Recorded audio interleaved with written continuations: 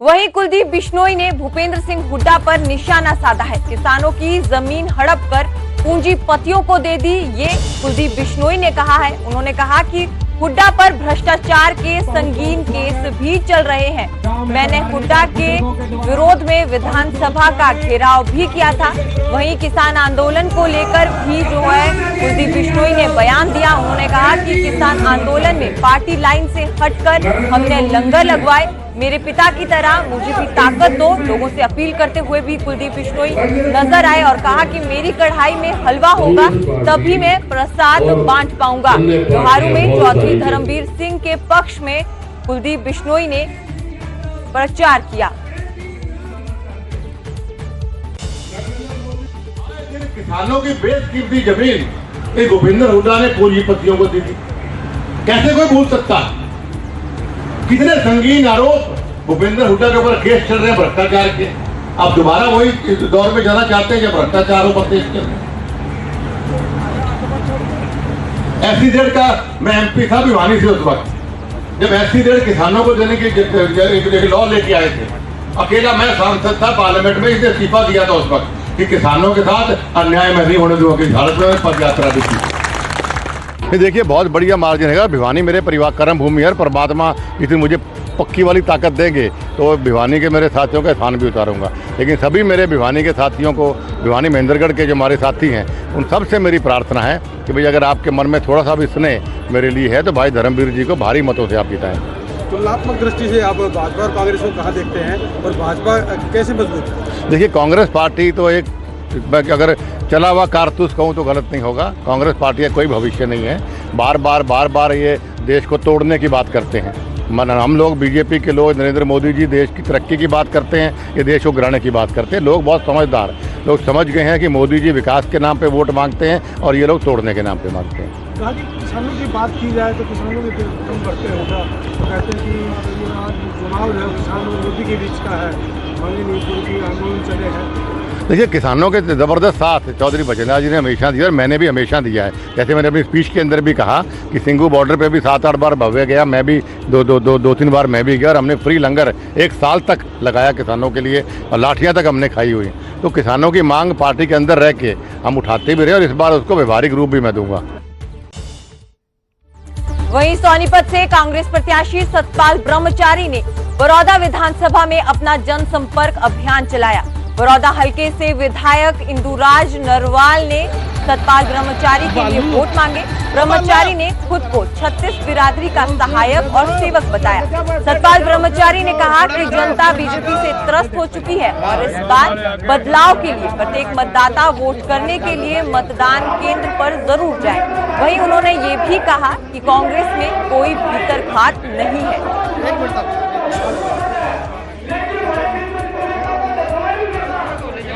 आशीर्वाद विशाल स्तर पे जहाँ भी जाते हैं जनता भाजपा से तर चुकी है, कांग्रेस का राज चाहती है।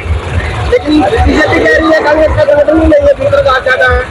कोई भीतर का सतपाल ब्रह्मचारी के नाम पे सब 36 बिरादरी एक साथ। तो लेकिन वो कह रही है तो बाहर उसकी वोट ही नहीं है। ये मेरा गाँव गांगुली जाकर मोदी का वोट है क्या? मना सीएम साहब कह रहे थे पुराना के अंदर तो बाहर के है, बाहर की वोट है। उनके प्रधानमंत्री से पूछ लेते हो कहाँ के कहाँ चुनाव लड़ते हैं। वहीं हरियाणा कांग्रेस अध्यक्ष उदय भान के प्रधानमंत्री पर दिए बयान पर हरियाणा के पूर्व गृह मंत्री अनिल विज ने पलटवार करते हुए कहा कि उदय भान जी पहले भी हरियाणा का नाम बहुत बदनाम किया है। उनके परिवार से ही आयाराम गयाराम का नाम पैदा हुआ है। अब हरियाणा को सारा देश दल बदलू के नाम से जाने लगा है। विज ने उदय भान को भाषा पर संयम रखने की नसीहत दी। उदय भान जी के परिवार ने पहले भी हरियाणा का नाम बहुत बदनाम किया है। उनके परिवार से ही आयाराम गयाराम का नाम उत्पन्न हुआ था और सारे देश में हरियाणवियों को वो दल बदलूं के नाम पर जानने लगे थे और आयाराम गयाराम कह के पुकारते थे। और अब ये भाषा का संयम तो रखना चाहिए। अब ये ना बताओ लोगों को कि हरियाणा के लोगों को तमीज से बात करनी नहीं आती है, इसलिए समझ के साथ बातचीत करें। वहीं गुड़गांव से बीजेपी उम्मीदवार राव इंद्रजीत सिंह चुनाव प्रचार में जी जान से जुटे हैं। राव इंद्रजीत सिंह ने फिर से अपने सियासी विरोधियों को आड़े हाथों लिया और कहा कि कांग्रेस को हल्के में कोई अच्छा नेता नहीं मिल रहा, इसीलिए बाहर से नेता बुलाना पड़ा। उन्होंने कहा कि बीजेपी सरकार का एजेंडा डेवलपमेंट का है, युवा देश निर्माण में वोट दें। पहली बार डालेंगे 18 से 23 साल वाले, और मैं उनको यही कह रहा हूँ कि जब आप मेरी उम्र के हो जाओगे, 20-25 साल के बाद सोचोगे कि हमने अपने पहले वोट का किस तौर पे इस्तेमाल किया था, तो ये याद रखो कि यही आपके बच्चे पोते सुनना चाहेंगे कि हमने देश के निर्माण के वास्ते अपने पहली वोट का इस्तेमाल किया था। और देश के निर्माण के वास्ते कौन सी पार्टी सशक्त है? आज के दिन भारतीय जनता पार्टी के अलावा कोई पार्टी सशक्त। सर, काफी कद्दावर नेता हैं आप दक्षिण हरियाणा के, और कांग्रेस ने अभी नेता को मैदान में उतारा है, तो वही बीजेपी ने सिंगर को। किस तरह देखते हैं आप मुकाबला? पार्टी अपने अपने नेता उतारती है भाई, सोच करके तो सभी चाहते हैं कि भाई इलेक्शन के अंदर मेरा नेता जीतेगा, लेकिन कई बार पार्टियों के सामने ऐसी।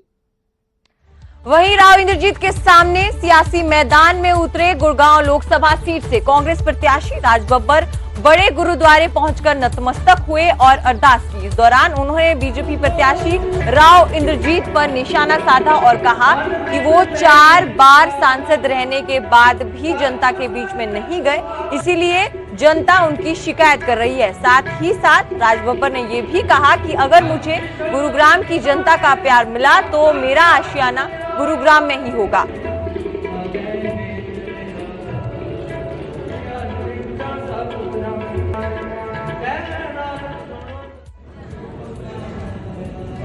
यहाँ तो सिर्फ सर झुकाने के लिए आते हैं कि हमें हिम्मत देना।